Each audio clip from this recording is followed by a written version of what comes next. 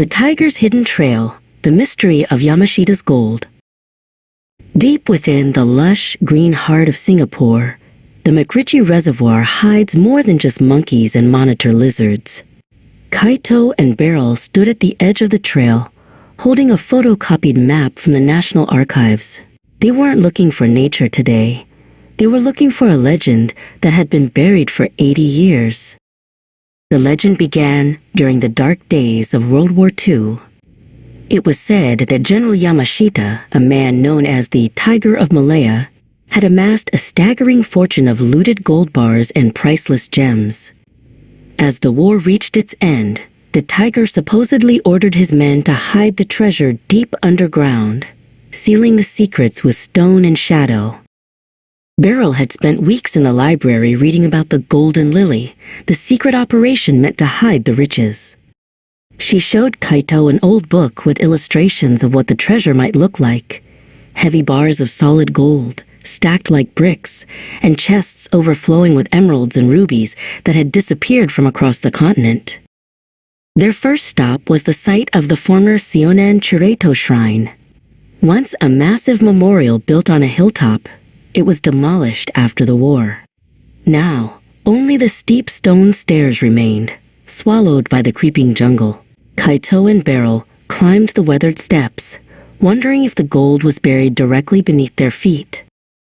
Kaito pulled out a metal detector he had saved up months to buy.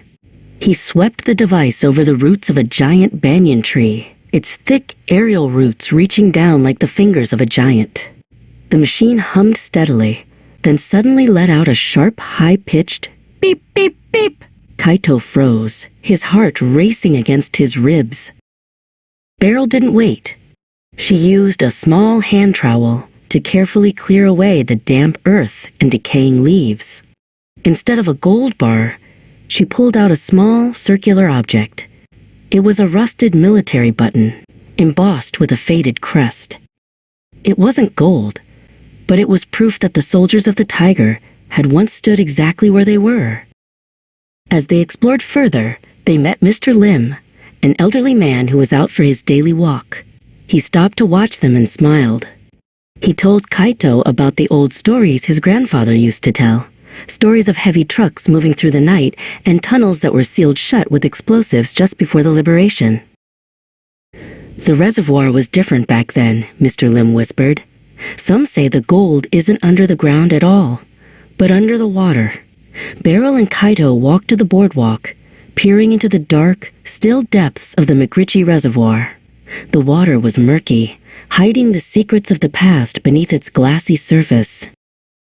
They spent the rest of the afternoon searching for hidden ventilation shafts or concrete markers, but the jungle had done a good job of reclaiming the land.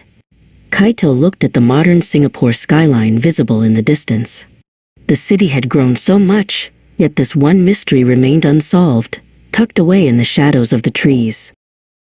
As the sun dipped below the trees, Kaito and Beryl headed back to the trailhead. They hadn't found the gold, but they had found the thrill of the hunt. The Tiger's gold was still out there, hidden somewhere between the roots and the water, waiting for the next generation of explorers to uncover the truth.